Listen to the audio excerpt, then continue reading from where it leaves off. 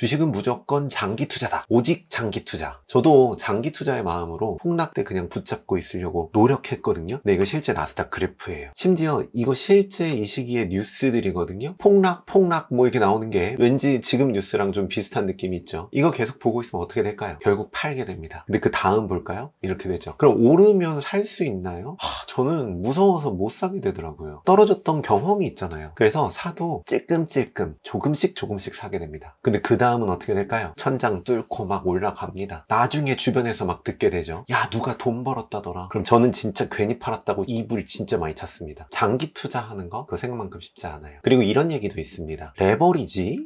그건 진짜 안 된다. 떨어지면 진짜 폭망한다. 근데 이렇게 시장이 박살나는 대폭락의 시기에도 심지어 레버리지를 이용해서 실제 수익 실현을 지속적으로 월 2천만 원 매월 인증을 하셨어요. 정말 유명해진 분이 있습니다. 그 사람의 이름은 라오어. 그 사람이 소개한 방법론이 무한매수법입니다. 이번 영상에서는 무한매수법이 대폭락장에서 실제로 어떻게 작동했는지, 그 다음 폭락장에서는 과연 괜찮았을지 코드랑 데이터로 정확하게 분석해서 보여드릴게요. 여러분들이 끝까지 보신다면 이 세상에 똑똑한 사람들이 어떤 방법으로 투자를 해서 돈을 버는지 아실 수 있을 거라고 생각을 합니다. 이 라오어님의 무한매수법은 심지어 책으로도 출간이 됐어요. 원리는 의외로 되게 간단하거든요. 코스트 에버리징이라고 하는 효과를 이용하는 겁니다. 이거 실제로 분할 매수 하시는 분들이 이 효과를 위해서 분할 매수를 하시는 거예요. 원래는 이제 달러 코스트 에버리징이라는 이름인데 미국의 이제 굉장히 유명한 투자자죠. 벤저민 그레이엄이라는 굉장히 유명한 투자자가 만들어낸 방법입니다. 사실 이게 적립식으로 미국 주식 사시는 분들도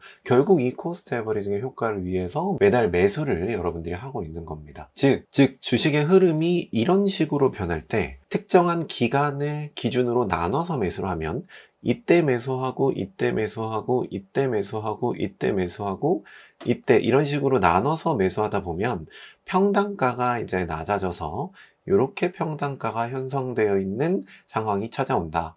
그럼 나중에 올랐을 때 이제 수익을 많이 먹을 수가 있는 거죠. 그래서 전체적으로 봤었을 때는 변동성이 극심해도 평단가를 낮출 수 있다는 논리입니다. 자, 무한매수법도 이 코스트 에버리징이라는 기법을 쓴 건데요. 자산을 40분할을 하는 거예요. 1억이 있으면 250만 원으로 자르는 거죠. 그리고 어떻게 사는 거냐면 여기서 제가 만약 샀잖아요. 그럼 제 평단가는 뭐 한 이쯤 되겠죠. 그럼 다음날 종가가 제 평단가보다 낮다면 여기서 이제 매수를 하는 거예요. 또 다음날, 그럼 평단가가 이 정도 되겠죠? 그럼 다음날 또 종가가 내 매수가보다 낮다면 또 매수를 하는 겁니다. 이렇게 40분할을 계속 매수를 해 나가는 거예요. 그리고 언제 파는 거냐면 평단가 대비, 평단가가 점점 이렇게 낮아지겠죠? 평단가 대비 10%가 오르면 언제 오르더라도 판다 라는 게 라오어님의 무한매수법입니다. 팔고 난 다음에는 다시 바로 매수를 하는 방식으로 투자를 이어갑니다. 즉 생각해보면은 이 방식은 매도를 할 때는 종가에 매도를 하는 게 아니라 고가에 매도를 하는 거니까 꼬리가 만약에 이렇게 쭉 삐죽삐죽 올라와 있었다, 변동성이 엄청 심하다, 이런 주식에서는 굉장히 효과가 많은 방법인 거죠. 즉 변동성이 많은 시기와 변동성이 많은 종목에 적합한 방식입니다. 그래서 라오어님은 레버리지를 이야기를 하는 거예요. 자, 코로나 시기부터 현재까지 모든 과정을 이 무한매수법으로 투자했었을 때 어떻게 되나를 보여드리겠습니다. GPT로 코드를 만들었어요. 이렇게 해서 코드 만들어서 GPT가 이 아래로 가면 코드 주거든요. 이거 그냥 복사 붙여넣기 한 겁니다. 그럼 이제 이런 코드가 나와요. 책에서 나왔던 TQQQ 2020년 1월 1일 코로나 전이죠. 25년 4월 15일 오늘까지 40분할로 매일매일 투자를 했었을 때 1억이라면 무슨 일이 벌어지는가? 자, 돌려보도록 할게요. 결과가 나오고 여기에 결과가 저장이 됩니다. 엑셀 한번 열어보죠. 자, 또 엑셀을 설명을 또 드려야겠죠. 여기 이제 날짜, 이게 이제 종가, 이게 고가, 그리고 이게 얼마씩 샀냐? 얼마씩 샀냐 보면 250만 원씩 산 거죠. 이렇게 표시를 할게요. 250만 원이 표시가 되고요. 그리고 여기 있는 게 누적 매수. 그래서 250만 원 추가로 250만 원 더 사면 500만 원. 그리고 내 평단가가 어떻게 되는가. 그리고 판매 시점이 떴나. 즉 고점이 내 평단가 대비 10% 이상 올라갔는가. 이런 거죠. 그리고 프로핏 10% 이상 올라가면 무조건 판다고 했으니까 프로핏 나오는 거고요. 그리고 오른쪽으로 더 가면 이익률, 수익률인 거고요. 얼마나 샀는가, 그리고 매수 시작, 추가 매수, 판매 이런 거고, 포트폴리오 가치, 이게 이제 우리가 봐야 될 최종 가치입니다. 자, 한번 보도록 하죠. 우리가 궁금한 건 폭락장에 무슨 일이 벌어졌는가. 폭락장이라고 하면 TQQQ를 기준으로 이때, 이게 이제 코로나 폭락장이었죠. 자, 이때 어떻게 수익이 나나 한번 보도록 할게요. 2월 20일입니다. 여기서 샀으니까 20일부터 이제 사기 시작했네요. 자, 무슨 일이 벌어질까요? 일단 21일, 24일, 25일 장이 열렸을 때 계속 삽니다. 그래서 누적 매수가 점점 올라가네요. 어디까지 올라가냐면 9천만 원까지 올라갑니다.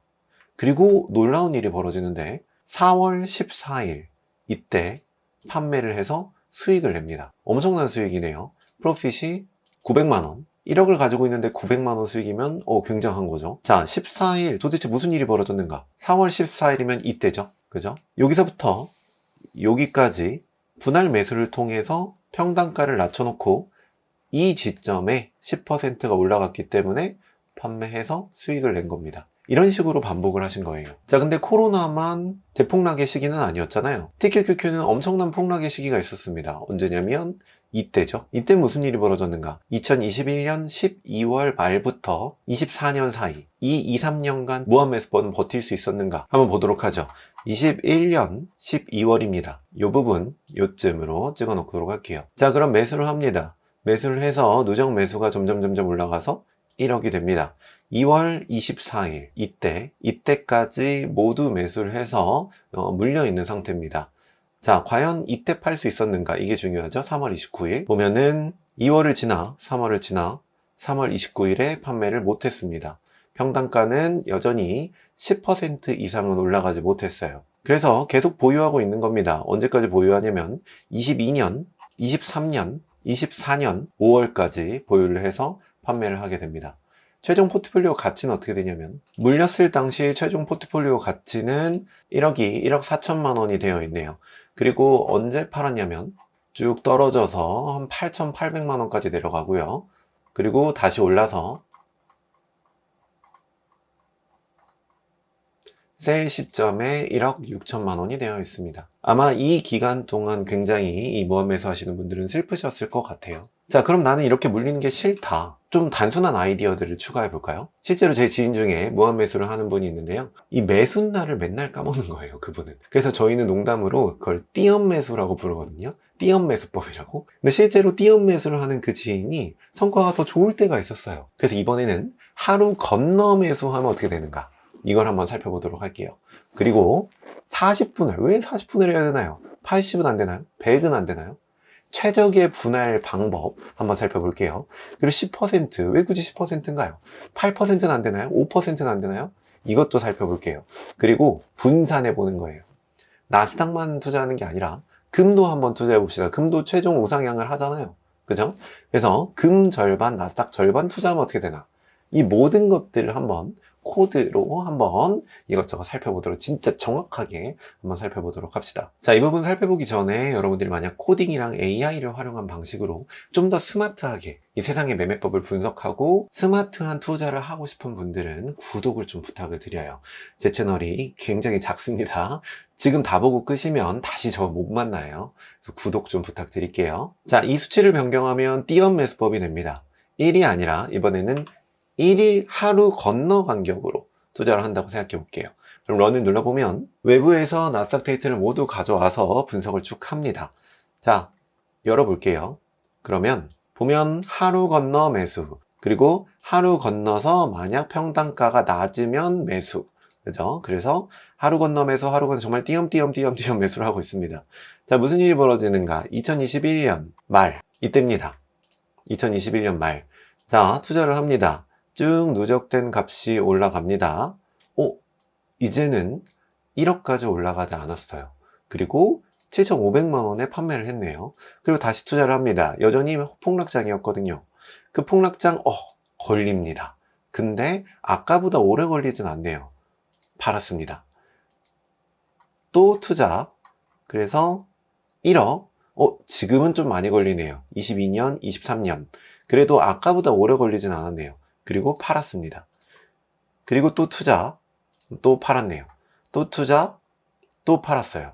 또 투자, 또 팔았습니다. 이게 매일매일 매수하는 방식은 아니지만 그래도 많이 물리지 않는 효과, 떨어졌을 때 오래 물리지 않는 효과를 가지고 있네요. 이것도 나름 괜찮은 방법인 것 같습니다. 자, 그럼 최종 성과를 비교해 봐야겠죠? 최종 성과는 띄엄 매수법으로 하면 1억 8천만 원입니다. 오리지널 무한 매수법으로 하면 22년부터 지금까지 1억 6천만 원입니다. 띄엄 매수법이 은근히 효과가 있다는 걸 알 수가 있네요. 근데 어찌됐건 1일 간격으로 매수를 한다라고 해도 1일, 언제는 1일, 언제는 2일, 언제는 막 한 달 동안 안 사고 이러면은 좀 문제가 있을 수 있겠죠. 자, 그럼 40분할 말고 80분할이나 100분할은 어떨까요? 이것도 비교해보죠.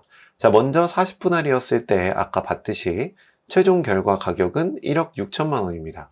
그러면 100분할 한번 볼까요? 1억 6천만 원보다 과연 어떻게 됐을까요? 비슷하네요.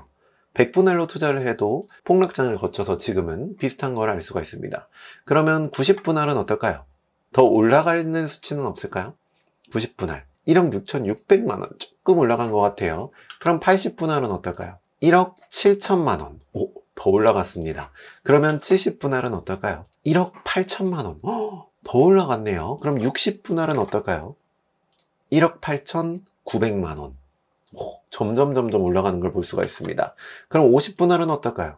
뚝 떨어졌네요. 1억 5,900만 원입니다. 60분할이 TQQQ에서는 백테스트 결과가 가장 좋았다는 걸 알 수가 있습니다. 어찌됐건 40분할만이 정답은 아닐 수 있다 정도로 한번 넘어가 보도록 하죠.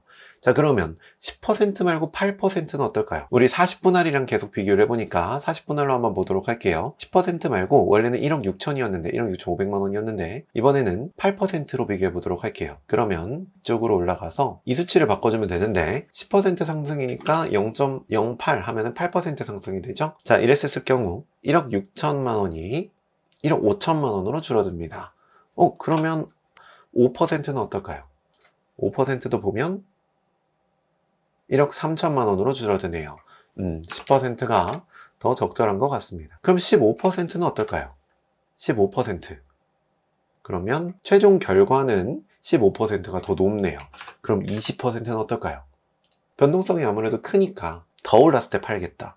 그럼 더 높은 수익률을 얻어낼 수가 있었습니다. 그리고 실제로 이 결과는 사실은 우상향하는 주식에만 통용되는 결과이겠죠. 왜냐면 물리면 사실 이 로직에서는 답이 없으니까요. 물론 무한매수법 책을 읽어보면은 영혼매수법이라고 물렸을 때 어떻게 대처를 하는가도 이제 적어 놓으시긴 하셨어요. 근데 실제로는 가만히 놓고 있어도 수익을 이제 낼 수 있었다. 자, 그럼 금이랑 투자하면 어떻게 될까요? 10%로 해놓고 이제 금이랑 절반을 해볼게요. 금 레버리지 상품이 2023년도까지밖에 없거든요. 2023년 2월 22일부터 2025년 4월 15일까지 그냥 TQQQ를 투자를 했었다면 최종 결과는 1억 2,300만 원이 되어 있을 겁니다. 비교를 해야 되니까 이걸 이제 저장해 놓고 그냥 TQQQ를 저장해 놓고 그리고 TQQQ 5천만 원 그리고 SHNY 5천만 원 이라고 했었을 때 이거 두 개 합한 값이죠.